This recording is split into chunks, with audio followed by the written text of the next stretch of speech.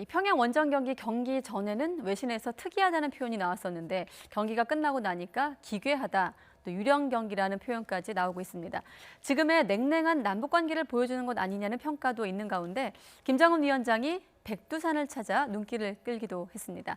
홍현익 세종연구소 외교전략연구실장과 함께 지금 상황 알아보도록 하겠습니다. 네, 안녕하십니까? 안녕하십니까? 네, 사실 어제 저희 스포츠 취재 기자 2명과 함께 이 자리에서 그 얘기를 했었고 또 마침 네. 그때 무관중 속보가 들어오긴 했었어요, 휴대폰으로. 어떻습니까?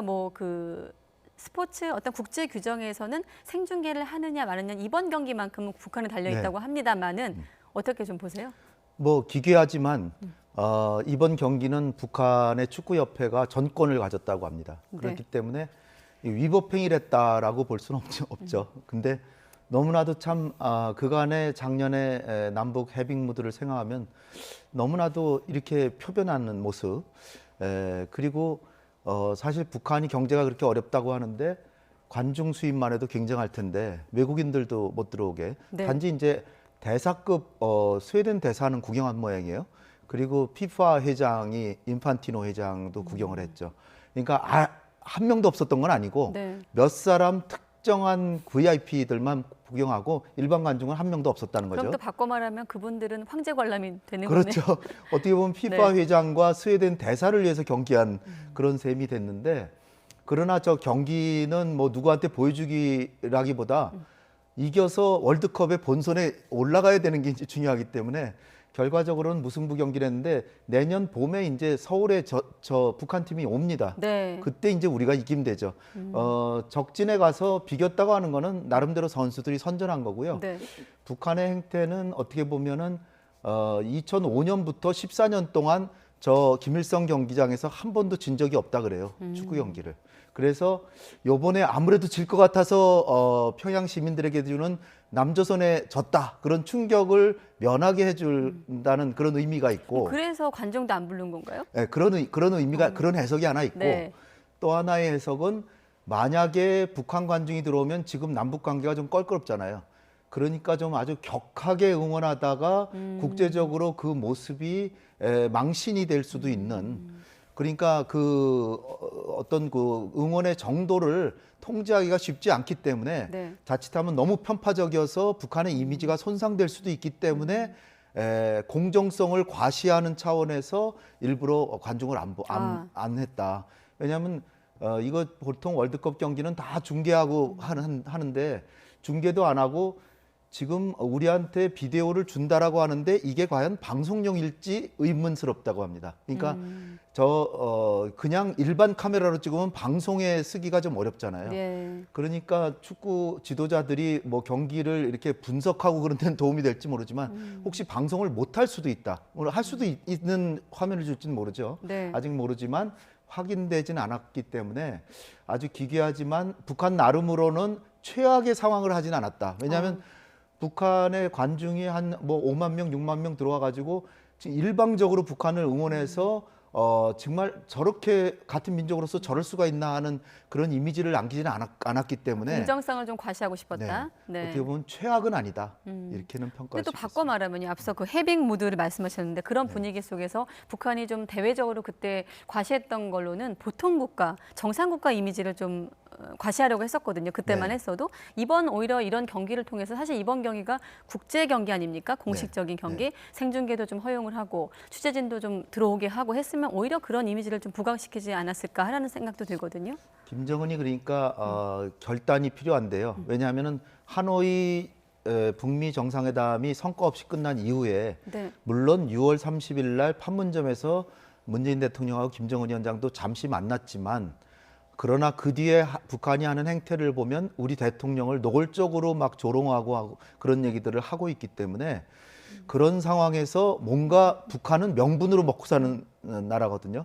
좀 가난해도 자기네들은 명분이 있다 이러면서 이제 사는데 지금 남북 관계를 저거를 획기적으로 우리 응원단도 받고 중계도 하고 이런 식으로 일종의 북한으로 보면 호의를 베푼다면 그거는 지금부터는 남북 관계가 좋아지는 쪽으로 가는 거를 신호하는 것인데 그런 신호를 주고 싶지 않았던 거죠. 그러니까 지금은 아직 남북 관계를 냉랭하게 하는 게 유리하다라고 하는 전략적 판단 하에서 참 기괴하지만 저런 행태를 보인 게 아닌가. 모든 것은 아마 김정은이 결정하지 않았을까 생각됩니다. 포위를 보내고 싶지 않았다. 사실 뭐 무관중이라고 하지만 엄밀히 말하면 한 100명 정도 뭐 관중이 있었지만 사실상 무관중 성격을 띠기 때문에 여러모로 좀 아쉬움이 남는 경기입니다. 통일부는 일단은 남북 관계로 좀 연결하는 것은 부적절하다고 밝혔습니다만은 이 경기를 보고나 많은 뭐 국민들이나 어떻습니까? 전문가들은 어떻게 보십니까? 이게 남북 관계로 연결이 바로 되는 겁니까?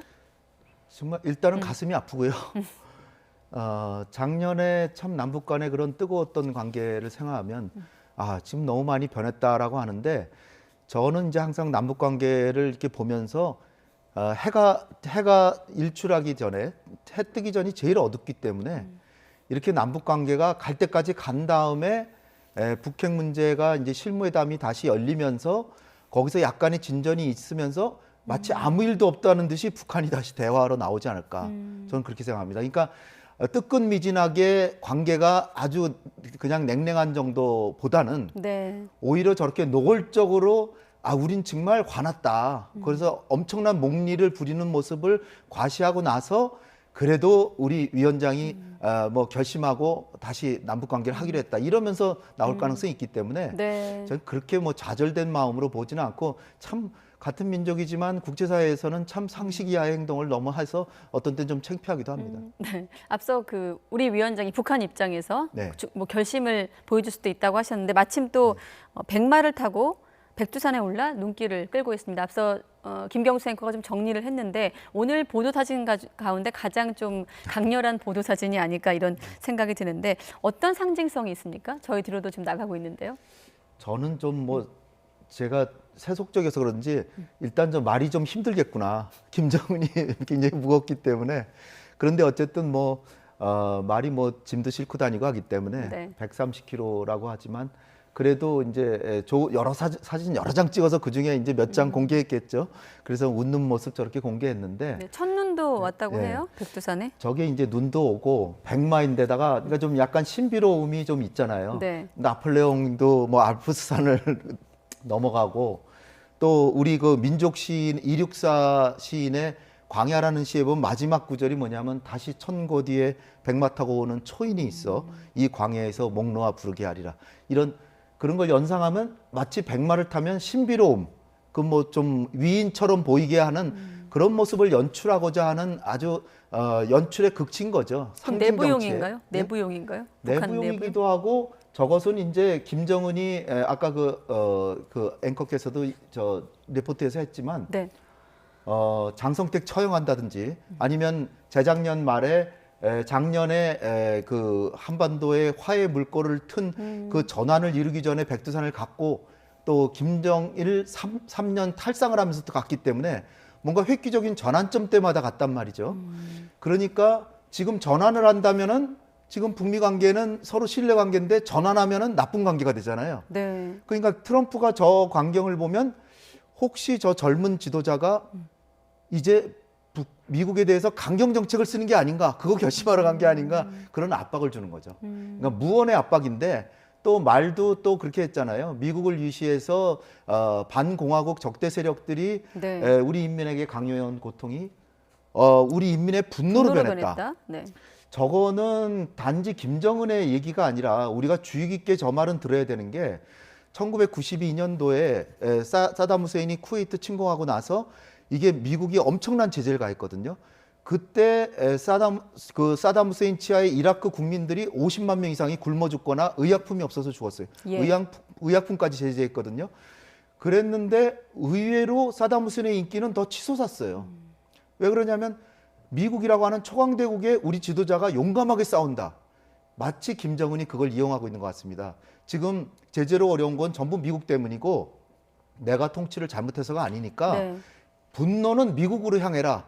그리고 우리는 우리끼리 단결해서 더 잘 살자. 이런 메시지 주려고 간 거거든요. 굳이 뭐 새로운 길이라고 얘기를 안 하더라도 김정은으로서는 충분히 한번 해볼 만한 연출이었을 것이다. 그래서 트럼프를 압박하고 또 나는 건재하다. 그리고 북한 주민들에게도 우리가 좀 어렵지만 이것이 미국 때문이니까 우리가 허리띠 졸라매고 단결해서 잘 삽시다. 뭐 이런 메시지인데 어떤 주민들은 좀 비웃는 주민도 있겠죠, 물론. 그러나 대다수의 주민들은 김정은의 말에 넘어가지 않을까 이렇게 생각이 됩니다. 결국 이번 어떤 백두산 등정은 미국에 대한 압박이다. 미국에 대한 압박이 압박이고 크죠. 지금 김 위원장이 표현한 반공화국 적대 세력을 미국을 지칭하는 것이다. 이렇게 네. 보면 어떻게 되겠네요. 보면 김정은의 능력이 자기가 부족하니까 자기가 제재에도 불구하고 경제를 잘 살리면은 뭔가 과시할 수 있는데 과시할 게 없잖아요. 없으니까 그 핑계를 미국에다 대는 거죠. 근데 이제 저 며칠 전에 15일 날 해산에서 삼지연까지 철도가 개통됐는데 이게 네. 4년 4개월 만이에요. 천지연이라는 곳이 이게 백두산과 함께 백두산 인근이 천지연이잖아요. 네. 근데 이곳이 김일성이 항일운동하면서 말 타고 다니면서 항일운동한 곳이고 김정일도 백마 타고 이렇게 여러 번 지도자 연출을 했어요. 그거 이제 본뜨기 한 거죠, 사실.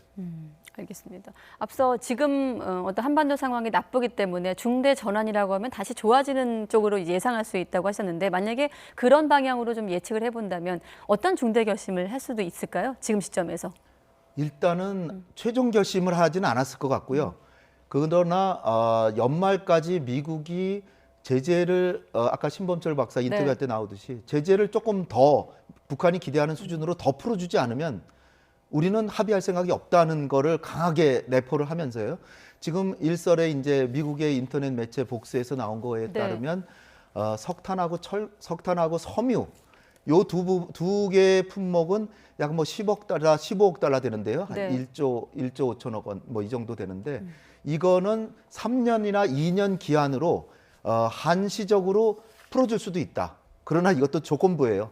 2년 동안 두고 봐서 만약에 그 북한이 저 비핵화하는 거 안 하면 다시 가하겠다 이건데 근데 그거 말고도 철광석이 있고 농수산물이 있어요.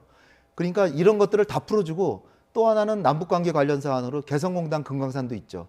이렇게 다 풀어준다 그랬으면 아마 요번에 합의했을 거예요. 지난번 실무회담에서. 예. 그러나 철광석 또 농수산물 근데도 참 기교한 게 농수산물을 수출을 못 하잖아요, 북한이. 네. 그 얘기는 농수산물을 북한 주민이 먹을 거 아니에요? 그렇다면 북한의 식량난은 덜 어려울 수도 있는 거죠. 옛날에는 수출해서 외화 획득해가지고 김정은 금고로 들어갔는데 네. 그걸 수출 못하니까 주민들이 먹을 거 아니에요. 또 석탄을 수출 못하니까 석탄을 떼가지고 겨울에 덜 추울 수도 있죠. 그러니까 이 제재라고 하는 것을 너무 맹신하면 자칫하다 시간만 지연할 수도 있습니다. 네. 아무튼 김정은 위원장은 어떤 이미지 정치라고 하면 그런 행보를 통해서 대미 압박을 했다고 할 수 있고 또 미국은 여기에 대해서 앞서 그 특파원 리포트를 보니까 한반도 담당 고위 관료가 한 얘기인데 더 북한을 압박을 해야 협상 테이블에 나올 수 있다고 말을 하고 있고 트럼프 대통령은 지금 열흘 넘게 발언을 하지 않고 있거든요. 지금 시점을 어떻게 좀 평가할 수 있겠습니까? 앞에 그 고위 관료 랜들 슈라이버 네. 같은데요. 제재를 더 가하면요. 북한은 또다시 협상을 모색할 수는 있어요. 그러나 항복하지는 않습니다. 항복하기 위해서는 아마 제가 보기에는 한 20년은 더 해야 될 거예요. 20년. 그럼 20년에는 트럼프 어디 있을까요? 트럼프가 아니라 트럼프 다음 대통령쯤 지금의 이런 제재가 계속되면 그때쯤에는 항복하겠지만 이번 연말이나 내년 초 대선까지 항복할 가능성은 거의 없다. 저는 특히나 중국이 굉장히 좀 풀어주고 있어요. 관광객이 매일 그냥 줄지어서 북한으로 들어가고 있고 네. 그리고 우리 관광에 큰 관심이 없어요. 왜냐하면 북한이 받을 수 있는 최대한의 인원을 중국에서 받고 있고요. 그다음에 이 동북 삼성에 가면 북한 사람들이 이러저러한 여권과 비자를 가지고 많이 일을 하고 있습니다. 그러니까 외국 노동자들도 돌아가지 않고 있고 러시아도 얼마 전에 나오듯이 아파지아 공화국에 또 가서 일하고 있고 그러니까 중국과 러시아는 밀가루를 엄청 줬고요. 그러니까 뭐 중국은 80만 톤 준다는 얘기도 있고 그러니까 북한이 제재로 인해서 뭐 항복한다 이거는 저는 단기적으로는 도저히 상상할 수 없고요. 따라서 결국은 협상인데 제가 볼 때는 일단은 북한의 핵을 중단시키는 게 중요해요. 중단시키고 그 영변의 그 핵 프로그램 그게 북한 핵 물질 생산의 약 60-70%니까 이것만 중단시키고 폐기시켜도 굉장한 성과다. 물론 아직 핵을 갖고 있죠. 그리고 그 뒤에도 그러나 북한이 대량의 핵무기를 갖는 건 불가능해지고 일단은 그 다음에 이제 트럼프 재선에서 다시 협상해가지고 또 나가면 되는 거죠. 그러나 여기서 강하게 압박해가지고 아무 성과가 없으면 그야말로 지금 어느 누가 보더라도 북한이 핵을 가지게 됐는데 지금부터 계속 고도화하면 완전히 이제 고성능 핵을 가지게 되죠. 그리고 다량으로 갖게 되고 따라서 지금 상황이 어떻게 네. 보면 북한한테 지금 갑행세할 때는 아니다. 미국이? 미국이 갑행세할 때는 아니다. 네. 그래서 조금 져준다는 마음으로 중단시키고 영변 폐기시키고 그다음에 2차 협상으로 또 나가자.